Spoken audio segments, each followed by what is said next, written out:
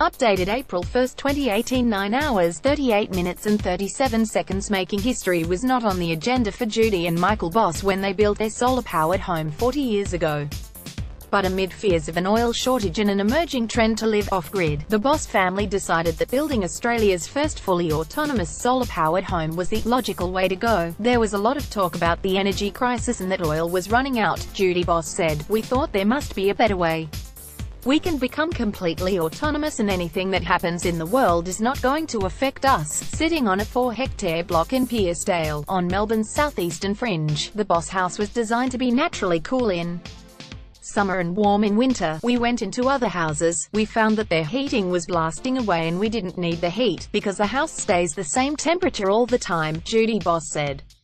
Harnessing the sun's energy, the home was the product of years of planning, including 2 decades experimenting with solar power, before being built in 1978 after lengthy consultation with architects.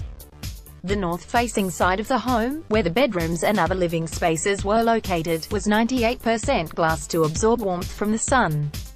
Louvers were positioned throughout the house to control the amount of sunlight let into the building. Wind turbines were used to pump water from a dam and a rainwater tank, which could store 37,000 litres. Even the garden was meticulously planned, with trees that drop their leaves planted north of the house to act as a natural filter of sunlight. But the star attraction was a string of solar panels that could charge a cupboard full of lead-acid batteries. Home became a local icon while other homes in Australia had been off-grid before. It is thought the Bos house was Australia's first home to rely entirely on solar power for its electricity needs. The crown fell on us, Judy Bos said. It was what we wanted to do, to build a purpose-built home that functioned for us. With its unique blend of brickwork, large glass panes and exposed pipes, the Bos house soon became an icon in Piersdale. It was like coming to an industrial site, neighbour Sally Bird said, but it was really nice to be in it. Off the grid in the 70s and 80s, media attention soon followed, including being featured in the 1983 ABC documentary series Breakthroughs, which called it the first totally energy-independent modern home in the world. Architects, students and supporters of solar power were given guided tours. The property, it was the first house that we knew of that was running exclusively on solar power, said Michael Harris, who used to run tours of the house in the 1980s. Back in the 1980s, people were very interested in being self-sufficient and being off the grid, and it was very difficult to do. The only option you had was to have a clunky, noisy generator in the back shed. Urban homes, extremely vulnerable. The Bos family thought it was just a matter of time before Australians would rely mostly on solar energy for their everyday needs. I think in the future the average house will have its own power supply and it'll have its own solar heating and hot water. Michael Bos predicted in the 1983 documentary, "You're extremely vulnerable living in the cities today, connected to the grid systems. If anything happens to them, there's not much you can do."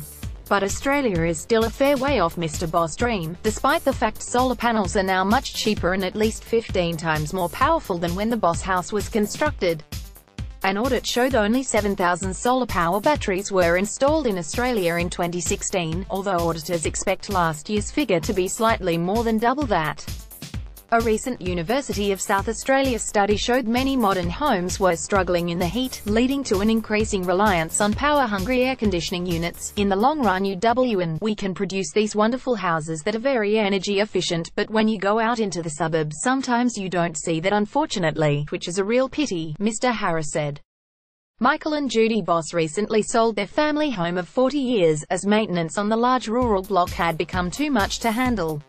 But the couple hope their story will inspire others to demand more energy-efficient homes. "This is a very old-fashioned solar house," Ms. Bos said. "We had to deal with what was available at the time, but now there are all sorts of materials that can be used. It doesn't cost any more to put the windows in the right places and to use the right materials, and in the long run you win." Topics: solar energy, alternative energy, environment, community and society. Piersdale 3912, Vic. First posted April 1, 2018, 9 hours, 27 minutes and 59 seconds.